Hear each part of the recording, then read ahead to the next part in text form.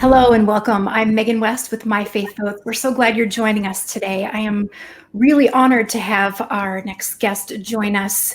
You've probably watched his story in the news. He's gone all the way to the Supreme Court with his case. We'll be talking with Jack Phillips. He is the owner and artist at Masterpiece Cakeshop in Lakewood, Colorado. And because Jack is actually still in the middle of litigation, his attorney from Alliance Defending Freedom will be joining him as well, Jake Warner. So would you please welcome Jack Phillips and Jake Warner. Hey, so great to see you guys. Well, thanks for having us. Wow. Well, Jack, I finished your book last night, and when I put it down, I think the word that came to mind was unbelievable. And it came to mind for a few different reasons. First of all, it is unbelievable what you have been through for the past 9 years with your case. It's unbelievable how faithful and calm, resilient, and steadfast, and actually how unapologetic of your faith that you have remained throughout this.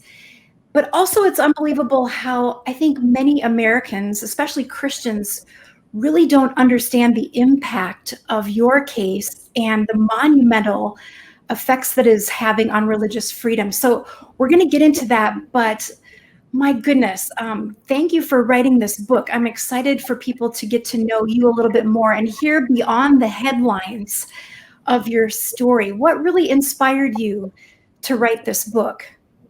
Well, when I was first approached with the idea of writing the book, my answer would have been, yeah, that could be a good idea. I'd like to write it and have a true story for my granddaughters, my grandson, and my kids to read and know what happened that day and what happened through all those years. But then as I, progressed through it, I realized that there was a platform there to share my faith and share a bigger part of the story. And then I realized, that this is somewhere back in, not when considering writing the book, but as we were getting ready to go to the United States Supreme Court, I realized that this was not just a case about me and my cakes and my business, but this was about every American's right to live and work freely according to their conscience without having to worry about fear of the government and these punishments that the government can dish out. So all those things rolled together, combined, helped me to write this story. Well, it's an extremely powerful look inside what has been happening with you over the course of the past 9 years. And the book is called The Cost of My Faith: How a Decision in My Cake Shop Took Me to the Supreme Court. But let's back up a little bit, because I'd love for you to share a little bit about your testimony in what led to people knowing you as the Christian baker, because there's way more to it than that. Yeah, so my testimony as far as coming to salvation and faith in Jesus Christ happened. I grew up going to church, but when I was 17 years old or so, I quit going to church because it just didn't have an interest to me anymore. All the Sunday school lessons that I heard, David and Goliath, Mary and Joseph, all those things, they just never stuck. The church part never stuck with me. And so I quit going to church. But then 4 or 5 years later, I'm married, I've got a couple kids, and I'm paying my bills, I'm working hard, I've got a good job, and not like a drug dealing alcoholic who woke up in the gutter in the rain and said, God save me and I'll serve you, or anything like that. It's just out of the blue on my way home from work. I worked a night shift, and it was a bright, clear, sunny morning in the spring back in 1978. The Holy Spirit came to me in my car, convicted me of my sin.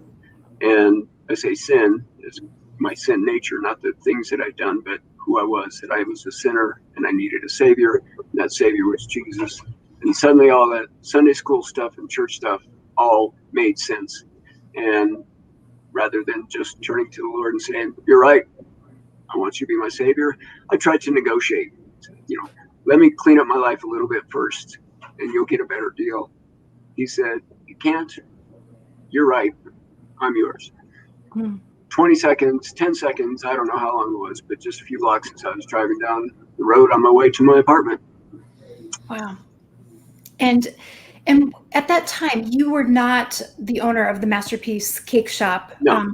What led to opening that particular shop? And is there significance to the name of it as well?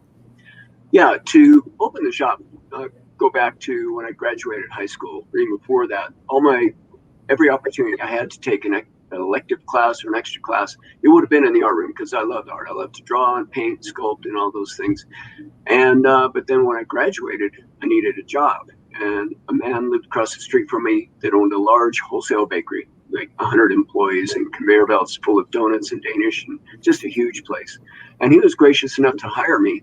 And then after I got acclimated to actually working for a living, I found that I really loved baking. And maybe someday I'll open my own bakery. But then he bought out another bakery and brought in cake decorators, which is something I had never seen before. And I thought, that's it. I'm going to open my own bakery someday. I'm going to specialize in custom cakes. The cake will be my new canvas. And I knew immediately what the name of it would be. It would be Masterpiece Cakeshop, because Masterpiece says art, Cake Shop says cakes. So you wouldn't come into my shop looking for a loaf of bread or a pie. Hopefully you come in looking for me to design a cake, masterpiece to help you celebrate your special events. Yeah, and so take us back then to that day in July of 2012, and you said 29 words in approximately 20 seconds. That's all it took to change your life. Yeah, two men came into my store that afternoon. Again, another bright sunny afternoon here in Denver, Lakewood, Colorado. And it fell to me to go over to the wedding desk and sit and talk with them. And we have a special area set up in our shop, with many wedding cakes on display and books that you can look through. And these two men were sitting there. And you might think, red flags must have gone off right away. Two men at the wedding desk. But they could be brothers looking for an anniversary cake, a special occasion cake for their parents or something else. So I just went around the corner, introduced myself. I'm Jack. What can I do for you? They gave me their names, and one of them said, we're here to look at wedding cakes. And the other one piped up, yeah, it's for our wedding. Sorry, guys, I don't do cakes for same-sex weddings. And they stared at me blankly like, what did you just say? I'll sell you birthday cakes, shower cakes, sell you cookies and brownies. I just don't do cakes for same-sex weddings. And immediately they jumped up and they're swearing at me and flipping me off and stormed out the shop. And I'm like, what in the world just happened? That was crazy. I was stunned. But then 20 minutes later, I'm back at work and the phone rings and somebody calls me up and says, are you the one who just turned away the gay couple? What in the world? I would never turn away anybody. Well, you just denied them a wedding cake. No, I told them that I couldn't create a wedding cake. I would sell them anything else, but the guy hung up on me. And things just went crazy and crazier right from that moment. Right. And I think it's important for people to understand this wasn't just a decision you made that in that moment, that day, right, but that was something that you had set a standard for and actually had turned down other cakes in the past. Can you explain that a little bit? Yeah, back in 1993 in September is when we opened the shop. But prior to that, in the year or two that I was actually planning, getting close to the realization of opening my own cake shop, my wife Debbie and I, we would have conversations about what it would look like and what we would create and what we would do.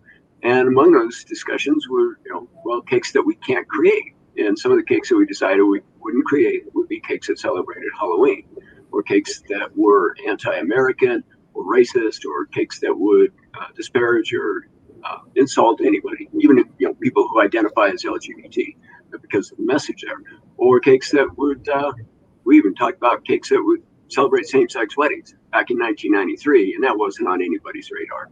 In fact, it was illegal in Colorado. No government official could endorse a same-sex wedding from their office, but yet they were going to force me to create cakes that go against my deeply held faith. So there were many cakes that we had decided that we couldn't create because of the message, never the person who was asking for them. Right. And so you mentioned it a little bit, but the response you got was pretty immediate and extremely intense. Talk about some of the weeks following that incident in July and what was happening to you and your family and your shop and what was going on. Yeah, that night, about 20 minutes after they left, the phone started ringing, and it rang quite a few times before I closed up the shop. And it's always been my custom, my habit. If I'm there working late, 9 o'clock, 10 o'clock, and somebody comes to the door, the phone rings, I'm going to answer it. But that afternoon, I decided, I'm not answering the phone anymore this afternoon. This is crazy. I get home, I've got emails piling up. By the time I got up the next morning, a couple hundred emails, all hateful. The phone was ringing when I got to the shop. And again, I'm not going to just answer it every time I'm there, but I waited until 7 o'clock when we actually opened the doors. Sure enough, phone calls that were coming were all hateful and just angry and vicious. And I fielded every call that came in, trying to be as polite as I could. And then it just got crazier from there. And you said even in your book, you've had death threats and had to call the police. And I can't even imagine what the intensity was around your family at the time of what was going through. And you still had no idea what was about to come. Right.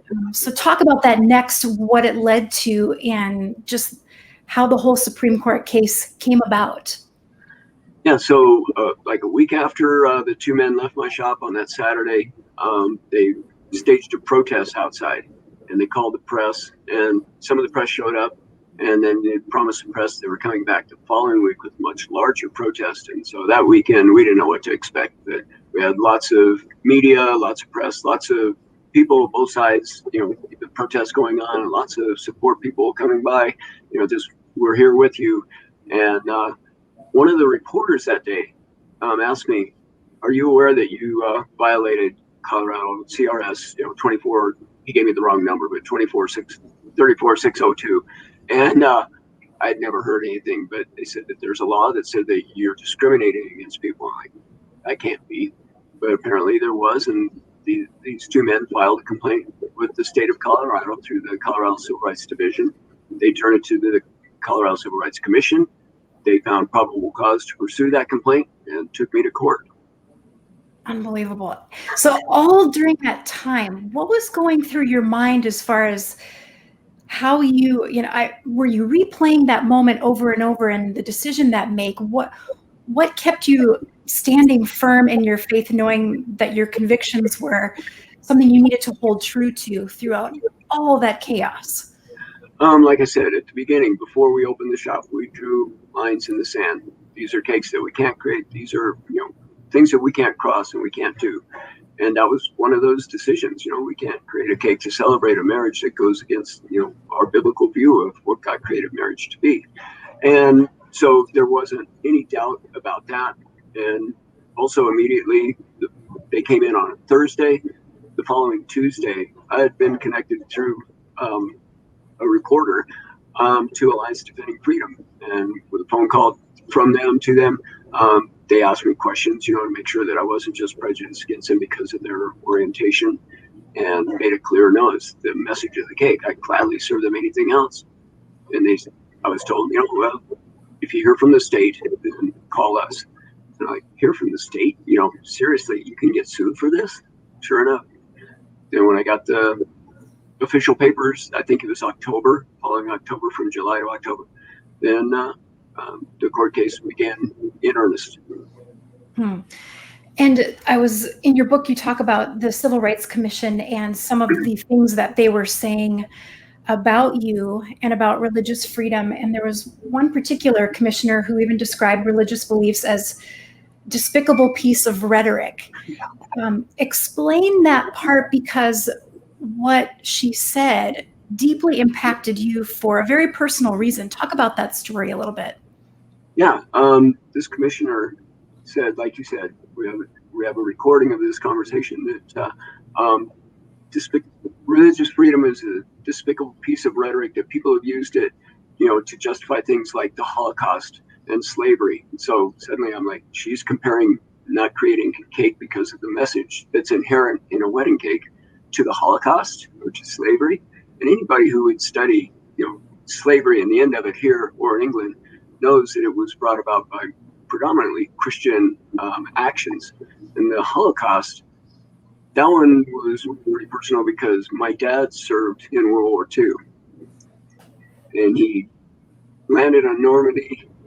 He landed on Normandy. He fought in France. He fought in Germany. He was in the Battle of the Bulge.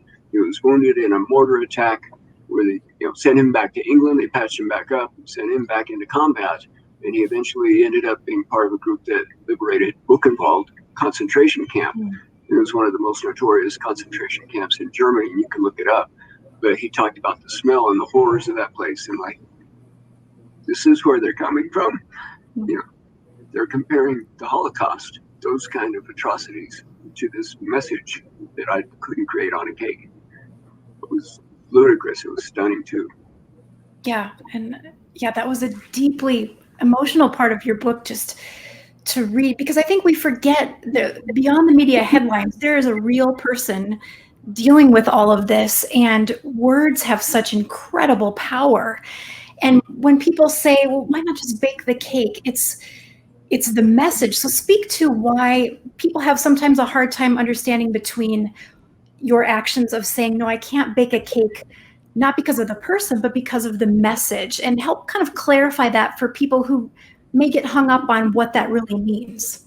Yeah, people will say it's just eggs and sugar and butter, but that's what I create the canvas with. But I also create the paints. I make the icings and the colors, and I use paintbrushes and a lot of artistic tools and materials to create these cakes, and they become expressions of my faith and my speech. My faith compels me to serve everybody that comes in the shop, but I can't create every message. But every cake I have that has a message like that is something that I would feel like I'm part of that message. If it's a wedding cake and I've sat down and I've talked to the bride and I've talked to the groom and we've designed the cake, we've gone through all the details, what colors they like, what kind of style it is it whatever. I'm part of that, and I'm the one who's helping to communicate the message that they have for each other. I'm participating in that wedding. So it's not just eggs and sugar and butter and just make it and it doesn't mean anything. When it becomes that kind of a personal conviction and communication, it definitely means something. Right. And there's a quote in your book, you said, but asking me to creatively communicate a message I believe is wrong. That's asking me to change my relationship with the Lord. And I think that's really powerful to think of it that way, because that's really the truth.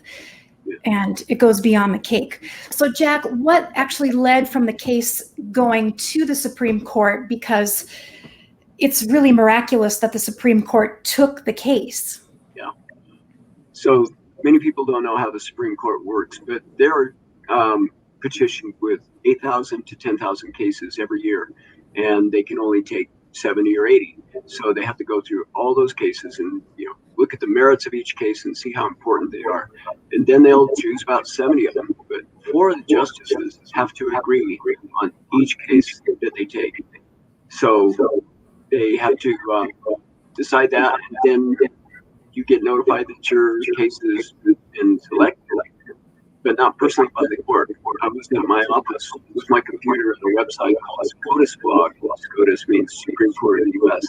SCOTUSblog.com. The last day of the session, I see 5 words show up on the screen. It says Masterpiece Cakeshop has been granted, and that was just so cool. I couldn't speak. I could hardly breathe. I had nobody to share it with. I was alone in my shop except for a homeless guy who comes in, and I turned to him and I said, hey, I get to go to the Supreme Court. And he looks at me and says, yeah, I got to go to court on Wednesday. And that was the way that I started celebrating going to the United States Supreme Court. Wow. And I don't think people really understand, because the Supreme Court ruling, you were hoping to get to the Supreme Court so that they would rule on it. But if they ruled in your favor, obviously that was a positive, but there was a very good chance that they would rule against you. And explain some of the ramifications of, had their ruling, which ultimately in the end was 7-2 in your favor, what if they would have ruled against you in that case? What would have happened? Well, I read a little bit about this in The Cost of My Faith, but as we were deciding whether to go to the United States Supreme Court, not just petitioning it, one of the attorneys was telling me, the odds of them taking your case are like really slim, less than 1%. And I'm thinking, well, let's go ahead and petition, because the worst that could happen is, I'm officially denied. They're already not hearing it.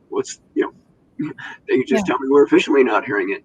He said, no, the worst that could happen isn't that you're denied. The worst that could happen is that you're granted and then you lose.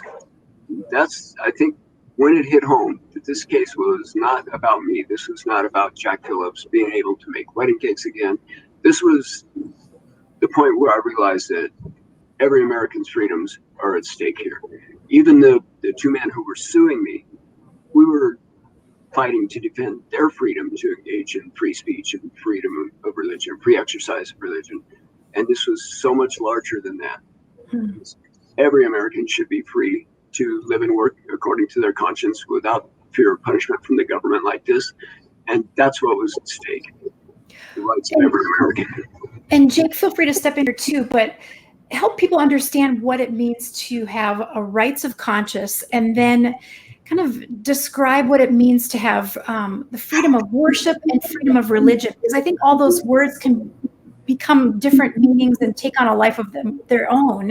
And in the context of this case, what do those things mean for a layperson who's not adept in the legal world? Sure. Well, Jack's case involved two very fundamental constitutional principles, one being the free exercise of religion, and then two being free speech. And what we see around the world is that these foundational freedoms are key to society. When societies discard these freedoms, typically other important civil liberties follow course. They go away too. So how a society treats religious freedom and free speech is critical to human flourishing in that place. And that's why it was so critical for the court not only to hear Jack's case, but to rule in Jack's favor on these principles, because the government shouldn't have the power to force anyone to live and work inconsistent with their deepest beliefs. People shouldn't have to face punishment for living out their faith in public. Yet that's exactly what Jack's case was about. And thankfully, the U.S. Supreme Court ultimately ruled that people of faith can't be banished from the marketplace simply because the government disagrees with their faith. The government that has the power to force people like Jack Phillips to express messages that go against their deepest beliefs is the same government that could have the power to force anyone else to express messages that go against their beliefs, even if their beliefs are tremendously different from Jack's. It doesn't matter your viewpoint. A government with that much power is a danger to everyone. Right. And you would think that the Supreme Court made that ruling and things would be done and you would be okay. But that actually set off the next wave of cases for you. Describe what happened with what you call in the book Masterpiece 2 and Masterpiece 3. Yeah, so as I was saying, the day that the Supreme Court announced that they were going to take our case was an awesome day, incredible day. Going to the United States Supreme Court, we have people coming over, they're honking their horns at the shop and waving, and media and press and all kinds of craziness. And in the midst of that, we get a phone call from an attorney here in Colorado, and this attorney is requesting a custom cake, and the custom cake is going to be blue on the outside and pink on the inside, and that those two colors were to celebrate a gender transition, changing from a man to a woman. So we explained to this attorney, you know, that's a cake, that's a message that we can't express. We can't create a cake like that, but we'll gladly sell you other cakes, other custom cakes if you like, and or you're welcome to, you know, purchase anything in the shop. It's not you or your gender identity, it's the message of the cake. So that was the day that the court granted our case. And then fast forward, we get our 7-2 ruling 6 months later in June of 2018, and the court rules in our favor 7-2. And in that ruling, in the opinion, they rebuked the Colorado Civil Rights Commission for their hostility to my faith and their unequal treatment of my case to other cases. For instance, a man here in Denver went to 3 other bakeries and asked them to create cakes, custom cakes that had anti-gay marriage sentiments on them. And all 3 of these bakeries said, we can't create those because that's not a message we want to create. And so this man went to the Colorado Civil Rights Commission, filed a complaint, and the commission ruled in favor of those bakeries, as they should. Those bakeries should have the freedom to deny the right to deny expressing a message that goes against their foundational beliefs. But they didn't rule that way in my favor. So the court expressed that opinion that you were ruling unequally with Jack compared to the other bakeries, but rebuking the commission. And so that led to 3 weeks later, we get the complaint from the commission saying they have probable cause to pursue the pink and blue cake that the attorney had requested, that I was discriminating against this attorney's gender identity.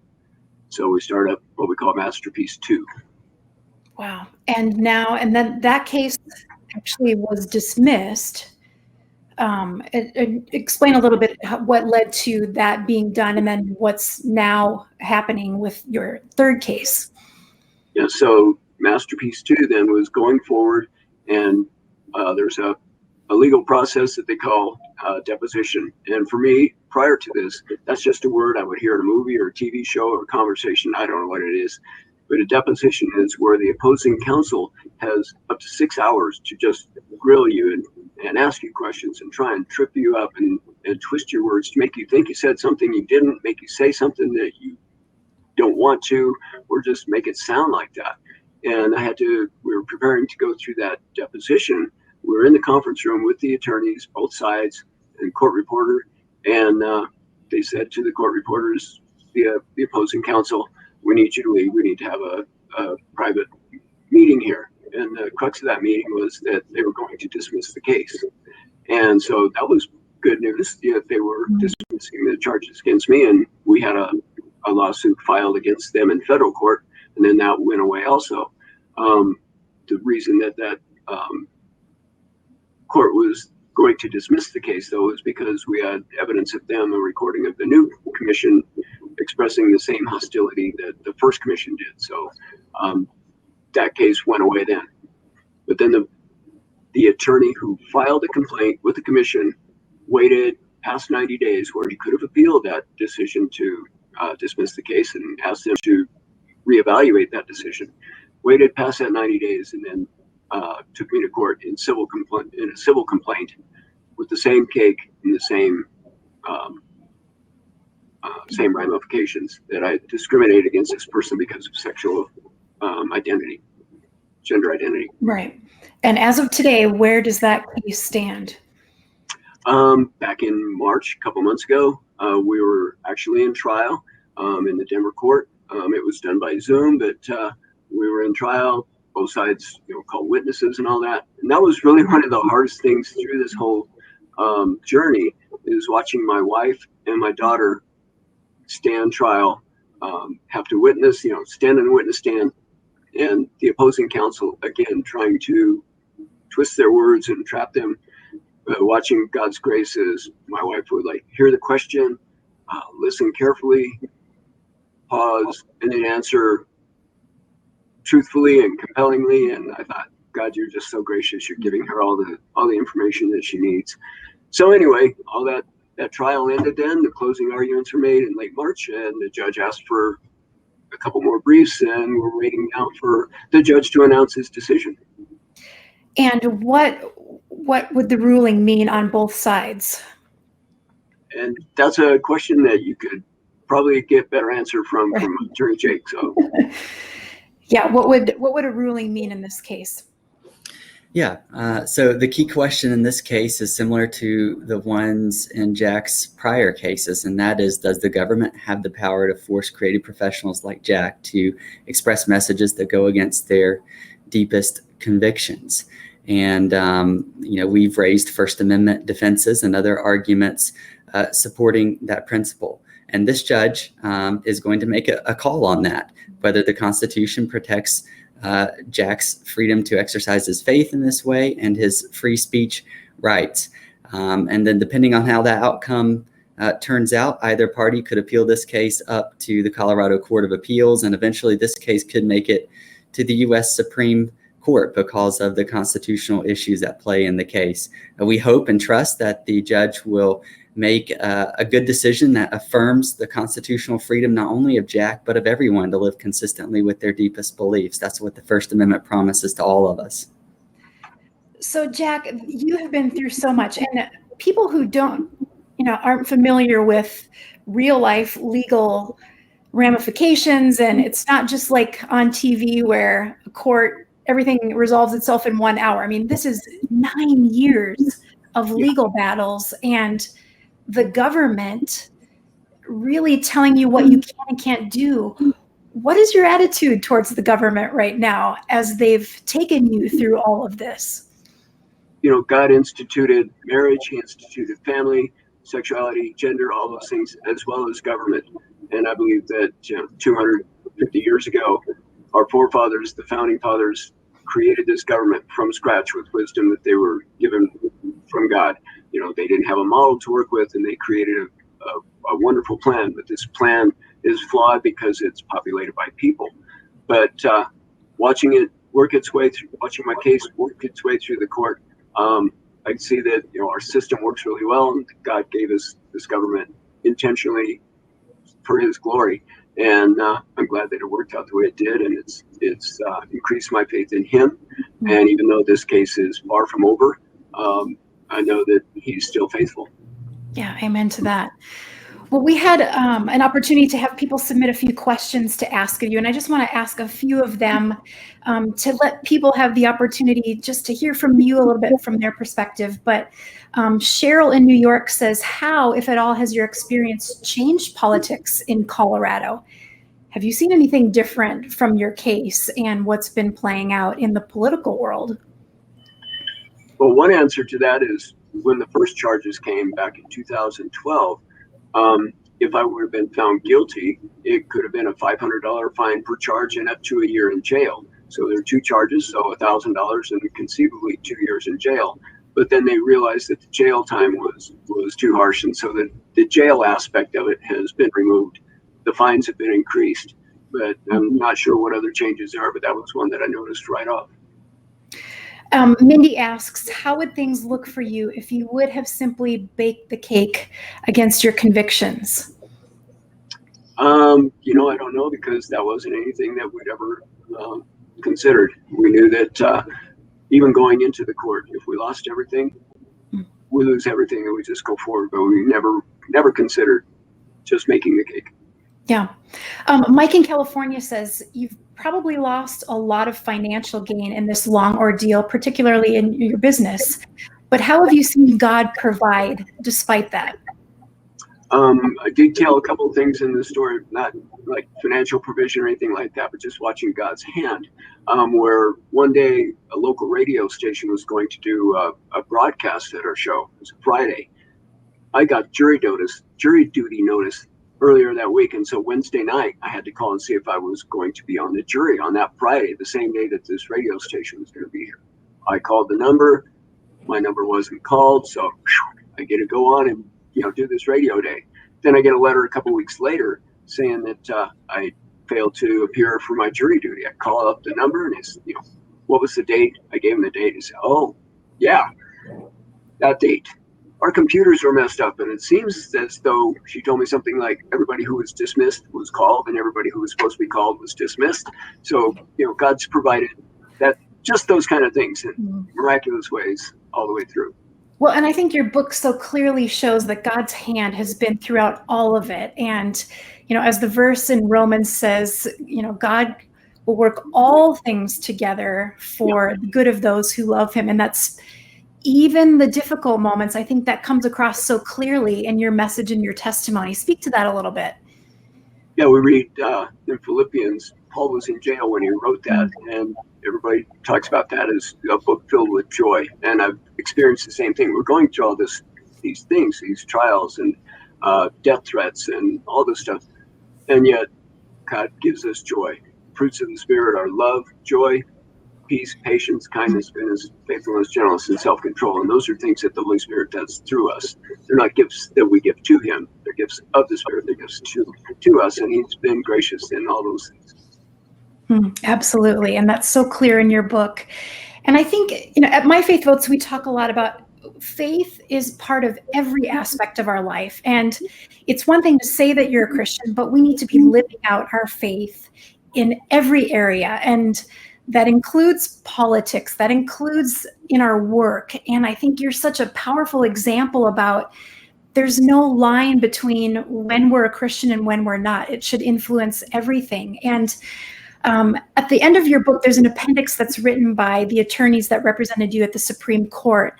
And I want to read just a little brief thing, because I think when I was reading through this, it was such a wake-up call to me as a Christian, as far as we can't be silent. And I would love your perspective on this, and just a clarion call to Christians right now and what we're facing in our nation regarding religious freedom and freedom of speech. But It says many Americans still believe they will be able to skate under the radar, that the effects to restrict religious freedom, suppress free speech, and undermine our basic rights somehow won't harm them.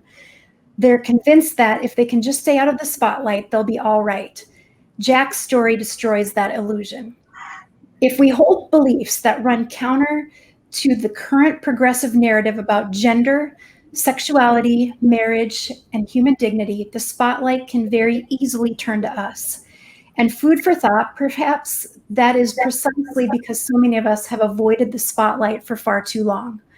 Our silence has impaired our witness on these issues and likely helped facilitate a kind of religious intolerance, unlike anything we've seen in generations. And I think that last sentence, our silence has impaired our witness. What would you say to Christians right now as we face a much more intense and quickly changing culture that is calling us to task? Are we going to believe in our biblical beliefs, or are we going to compromise? What would you say to Christians? Yeah, like I said at the beginning, when my wife and I decided which cakes we would create, which cakes we wouldn't, what the cake shop would look like, we drew our lines in the sand and we knew we couldn't cross those. And I had a friend, and I mentioned this in the Cost of My Faith as well, who was talking with some other man about our case, and that I'd drawn those lines. And he asked if they had drawn those lines, and sadly, many of them hadn't.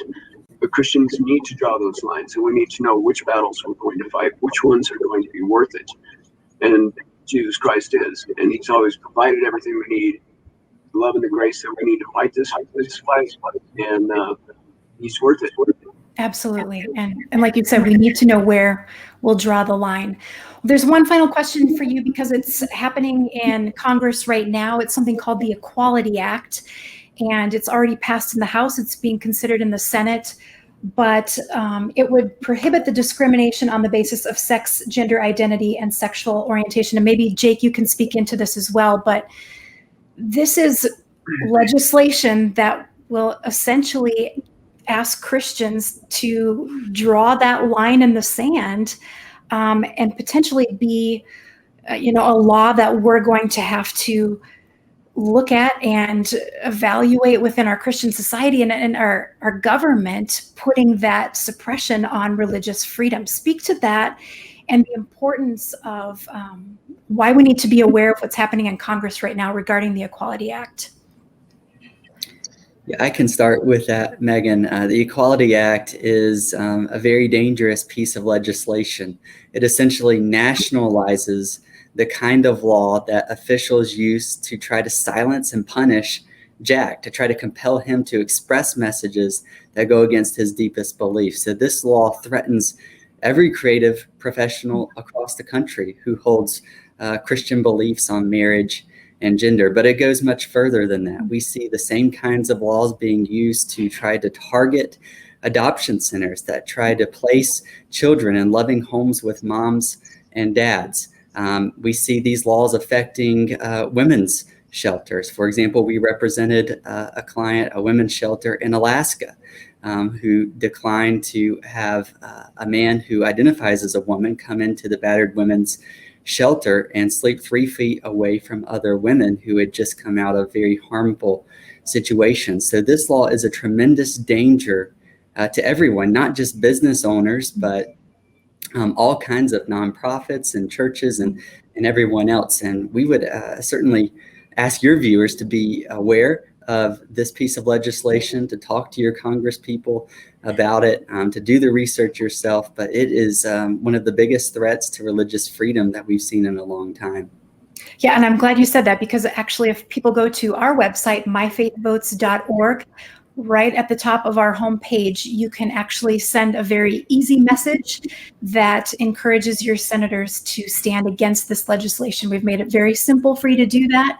So you can go to My Faith Votes and to tell your senators that this is dangerous, and it would undermine the Religious Freedom Restoration Act, and obviously our Christian faith and our deeply held beliefs. So, Jack, any final thoughts as we wrap up? Any final encouragement? Maybe is there a particular verse or something that you've really leaned on to help you stay grounded in your faith?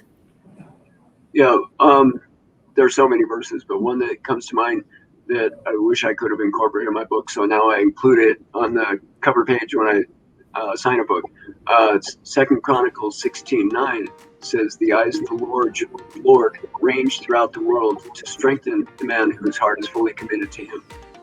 And that's like John 3:16, God so loved the world. This isn't a verse, 2 Chronicles 16:9, that can be taken out of context. It says that the Lord looks through the whole earth to find someone to give them strength and to show his strength through the man whose heart is fully committed to him. And when you are committed to him, he has shown us his strength so many times. He's given us his strength, and he's shown his strength through us. But that's one of my favorite verses now. That's a great one. Well, Jack, we will be praying for you, and just know that so many people are standing behind you. And Jake, we thank you for being a part of this as well and giving your very helpful insights. And just thank you both for joining us today. We truly appreciate it.